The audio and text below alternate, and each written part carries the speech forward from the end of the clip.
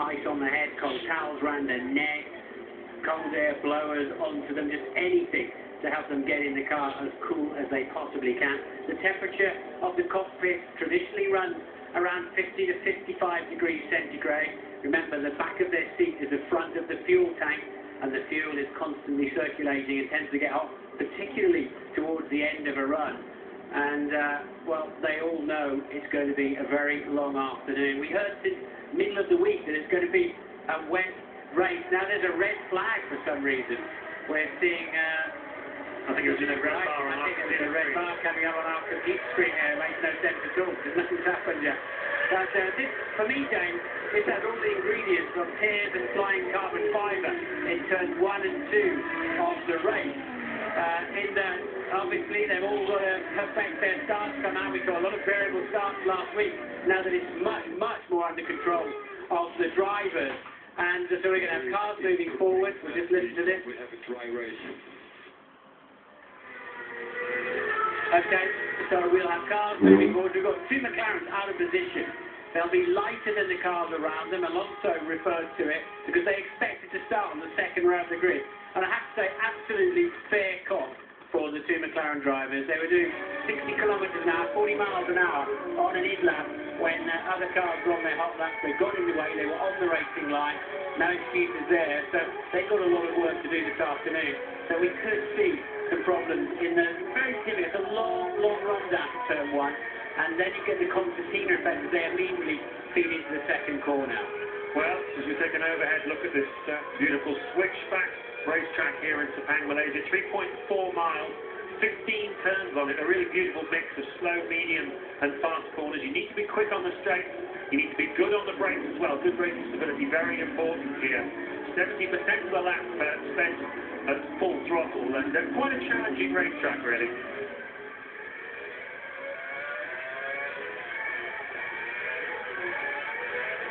So the drivers making their way towards the grid on the final parade lap here this afternoon. A lot of interesting stories on the grid, not least Lewis Hamilton and Fernando Alonso. Alonso just in front of Hamilton on the grid.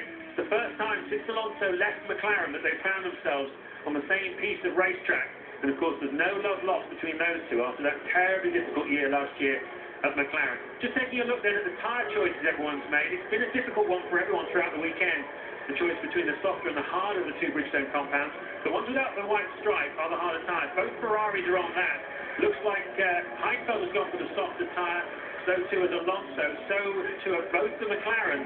But as you can see, Martin, there's quite a wide variety of different tyre strategies out there. Yes, they've got to run both types or both compounds of tyre at some point, so it depends how their fuel, how the car works on those tyres. We saw the McLaren looking a real handful, didn't we, with oversteer, the back stepping out and sliding on the drivers through qualifying.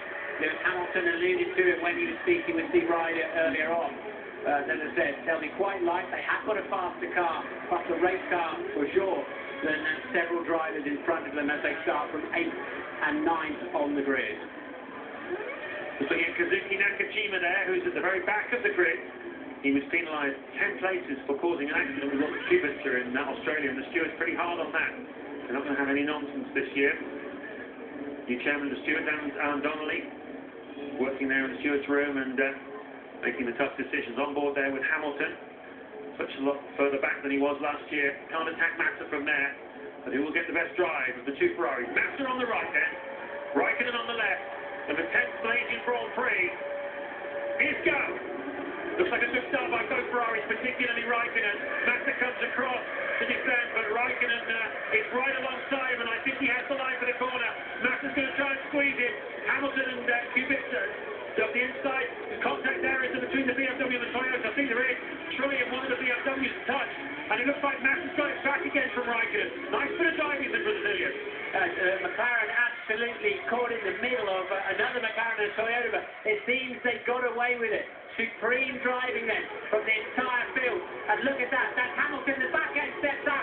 Can he keep it on the racetrack? Yes, he can. And it's a great start. I'm sure that Hamilton there. Yeah, absolutely fantastic pass there on Jarno Trulli. Massa's at the front then. Hamilton has got in front of Trulli. Kovalainen 2 places behind his teammate now on this opening part of the lap. And someone goes flying off. One of the two Toro Rossos. Hopefully we'll get a look at who that is in a moment. Meanwhile at the front it's Massa from Raikkonen. Ricciardo, who's got an excellent start. Then it's Hamilton, Trulli and Kovalainen.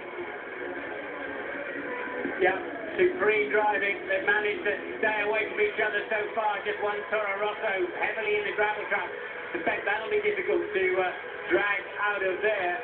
And Massa then Raikkonen, Kubica, Weber fifth, fourth, Trulli fifth, Hamilton sixth, Kovalainen, Heifeld and Coulthard. That's changed. It has changed because, of course, Hamilton has gone past Jarno Trulli, but they're all pretty bunched up. One of the Toyotas must be Glock, who's dropped it at the back there. Looks like everyone's avoided it, but someone went flying off to the left side, I think. So a very eventful opening lap. Here comes Nico Rosberg, trying to put a pass on Sebastian Vettel. There's a front wing missing on that Williams. That'll go to the outside and down the pit lane, will it? No, it doesn't. We believe that Sebastian Bourdais was the Toro Rosso we saw spinning earlier on. Massa leads it then from Raikkonen, Kubica third. Great start for the Red Bull of Mark Webber in fourth. Here's a pass then, fourth Indian car, very similar in appearance to the McLaren from an overhead shot. And that is Fisichella making progress in the 18th place. So Adrian Sutil is attacking the back of Nico Rosberg in the Williams. So not a bad start from the two Force India cars.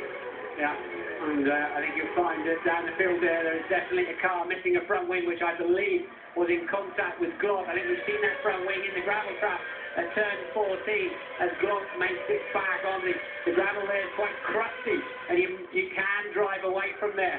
But Massa leads from Raikkonen then. Kubica for BMW, Mark Webber with a great start, and Hamilton all over the back of it. Well, one of the losers off the start line undoubtedly is Nick Heifeld in the BMW as they carry Sebastian Bourdais' car out of the way. Heifeld started at the front of the grid here, and he's dropped down to 10th. He's 5th to 10th then on the opening lap for Nick Heifeld. Yeah, Glock pitch.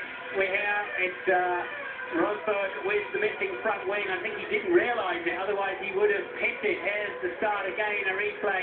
And they all got away very well. They've been working on those starts. And Raikkonen fancying a chance. Look at that at the front, fancying a chance. But gives in quite early to Massa. But look at Hamilton. He goes around the outside.